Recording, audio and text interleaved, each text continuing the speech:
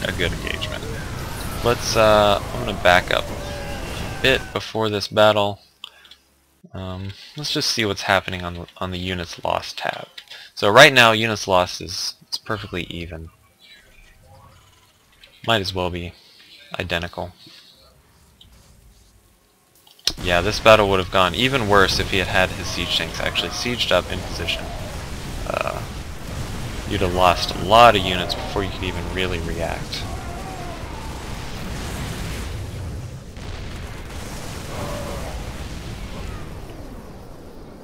Nice Guardian Shield going down.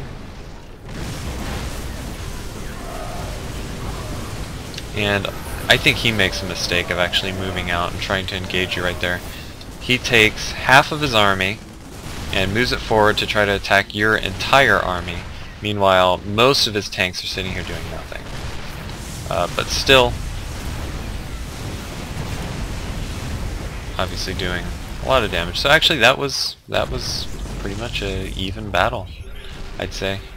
I mean, you came out losing a little more than you were before going into the battle, but actually that was overall pretty even. Okay, here is where the macro gets a little bit out of control.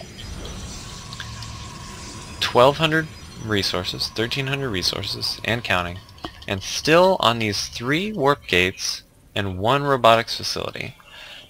Just imagine, think of how much your production needs to scale based on how many bases you have. So you could easily get away with doubling the amount of warp gates you have and being able to just build up your army twice as fast. You know, if you just want to pump out zealots or just pump out stalkers or something, clearly you're wanting to go for Colossus, and so Colossus have to have some kind of meaty army with them to protect them. Yeah, having those other warp gates would allow you to reinforce this army really fast. And as you can see, the money's just getting higher and higher and higher. So the double stargates with void rays, I think, is actually a quite interesting addition. And I actually like it quite a lot. Quite a bit. Because you're obviously seeing tons of siege tanks, and I am lagging a little bit, I apologize for that. Seeing tons of siege tanks, and lots of marauders, and not many marines. So just your small number of Colossus can take out the marines, and then void rays get free wins. Scouting check. What have you scouted? Scouting this base, awesome. And still virtually no scouting in the main. You can tell what he's doing by the types of armies you're engaging, but still I would really try to work on scouting his production facilities a lot. Make that a more active goal of yours.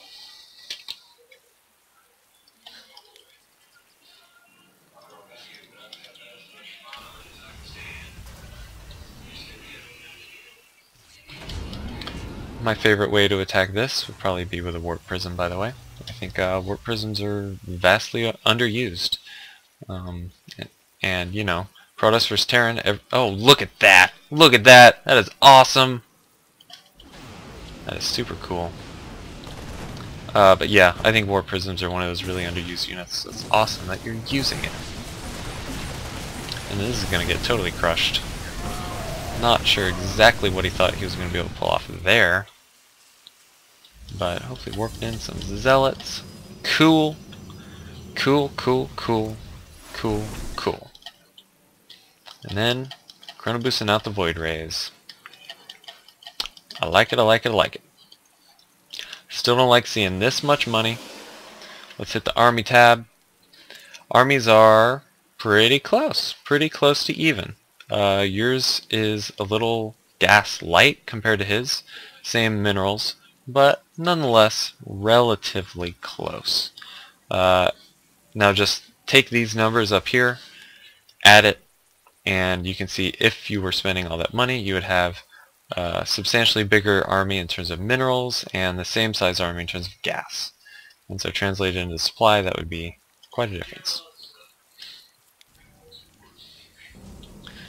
Anytime you see this much money, if you're seeing over 1,000 minerals, that's when panic time happens. Your heart should start beating faster.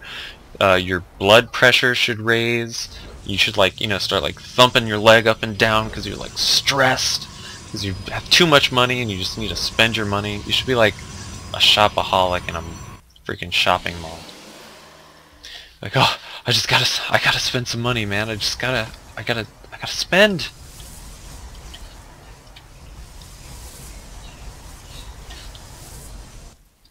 The same 3 warp gates. Same 3 warp gates. Well, these warp gates are friggin' warpaholics. They're doing pretty good to jam out that many units. Pretty good. And then I believe there's going to be one more attack, and then the end of the game. So let's look at this real quick. Let's take a snapshot.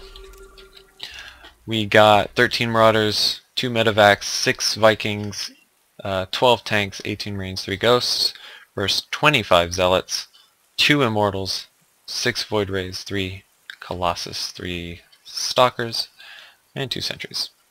And in terms of army, once again, it is quite close. I think with better macro, you would have a substantial food advantage over him because you have had this this base up a little longer. Your income is a little better than his, although... Oh, you did take out that expansion. Nice. I wasn't even watching. Yeah, he does have the gold and he's got mules, so... You know, he's cheating, obviously. Mules are cheating. And let's watch this battle in slow-mo.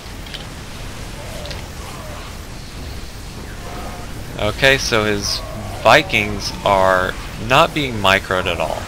I think if he had actually been microing these Vikings a little better, the battle could have turned out differently, because Vikings are good against Void Rays and they're good against Colossus.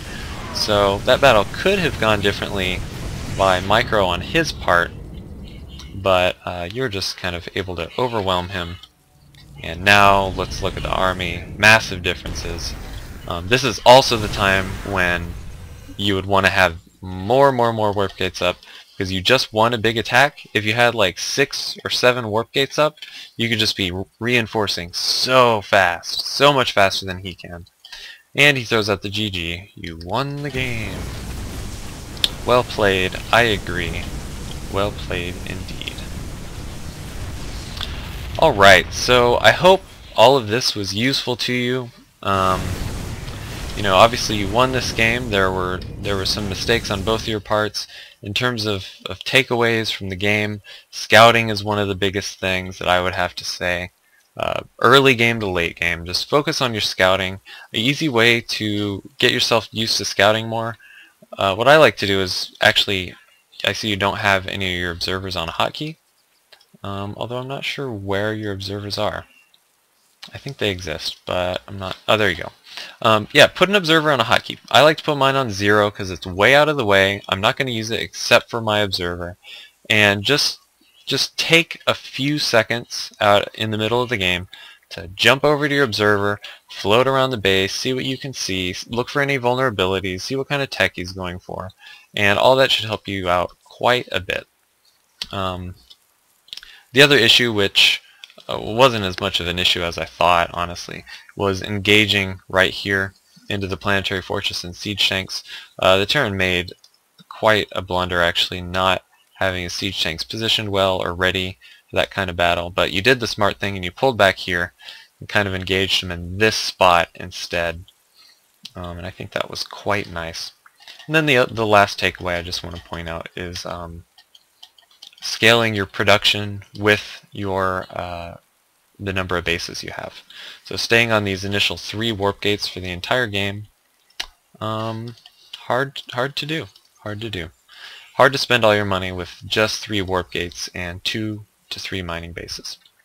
Alright, so thanks for coming to me for this replay. Thank you for letting me share this with my subscribers, and I hope you'll come back for another lesson.